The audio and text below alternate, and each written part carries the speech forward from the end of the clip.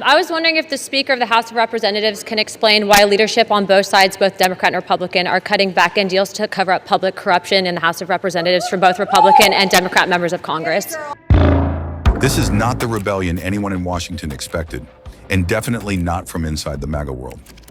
A new bloc of Republican women once branded as Trump loyalists, rule breakers, conservative culture warriors, are now turning their fire on their own party. And the latest to do it? Florida Congresswoman Anna Paulina Luna.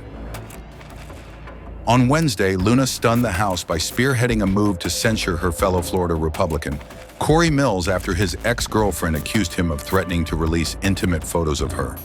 Mills denies the allegation, but Luna wasn't buying political excuses.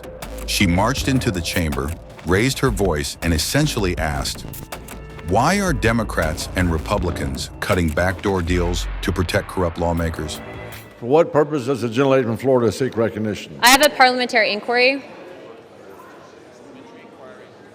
The gentlelady from Florida will state her inquiry. I was wondering if the Speaker of the House of Representatives can explain why leadership on both sides, both Democrat and Republican, are cutting back-end deals to cover up public corruption in the House of Representatives from both Republican and Democrat members of Congress. The gentlelady has not stated a proper parliamentary inquiry. Thank you very much, but I think the American people know what happened tonight. In that moment, Luna calling out the Speaker, calling out her own leadership, combined with the Epstein Files rebellion by Marjorie Taylor Greene, Nancy Mace, Lauren Boebert, capped months of something we haven't seen much in the Trump era. MAGA women defying GOP, defying Donald Trump himself, and winning. Nancy Mace, Lauren Boebert, Marjorie Taylor Greene, Anna Paulina Luna, Kat Cammack, 5 women who came into Congress as Trump loyalists, but today they are the loudest voices against Trump's pressure campaigns and Johnson's leadership deals.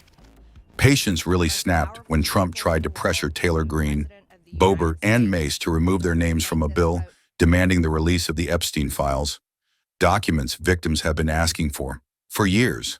They refused, and they won. Trump eventually signed the disclosure bill into law. It should have been the easiest thing for the President of the United States to release all the information, every single file, on behalf of these American women. Never forget, there were 4. Thomas Massie, myself, Nancy Mace, and Lauren Boebert. We had to sign a discharge petition, and we had to fight through intimidation, and we had to endure it for months to push that discharge petition finally to 218 to get this vote to come out. This is what the American people are sick of, and rightfully so. To understand why this moment is so explosive, remember who these women are.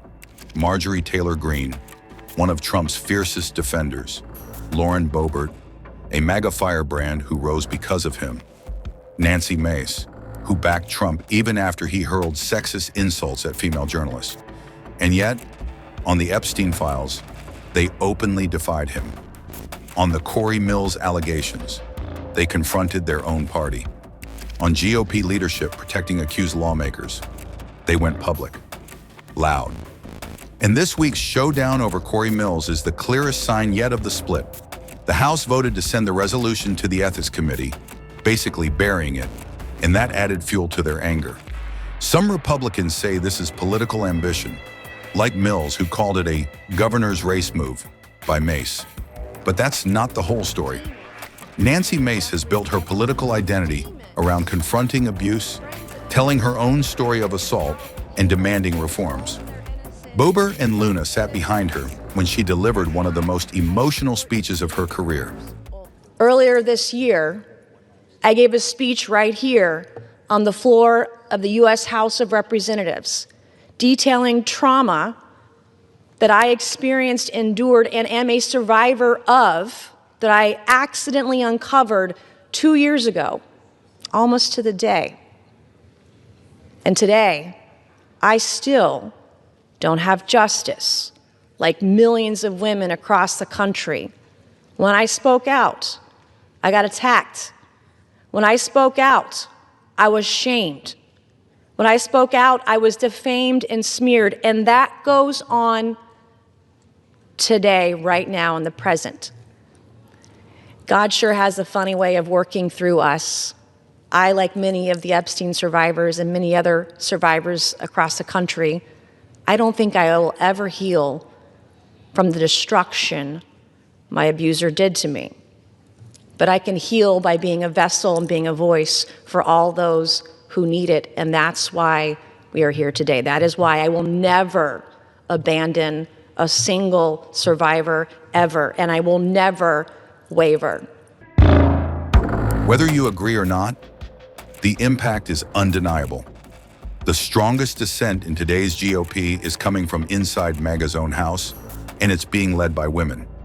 For Speaker Mike Johnson, already governing with a razor-thin majority, this bloc is becoming a major problem.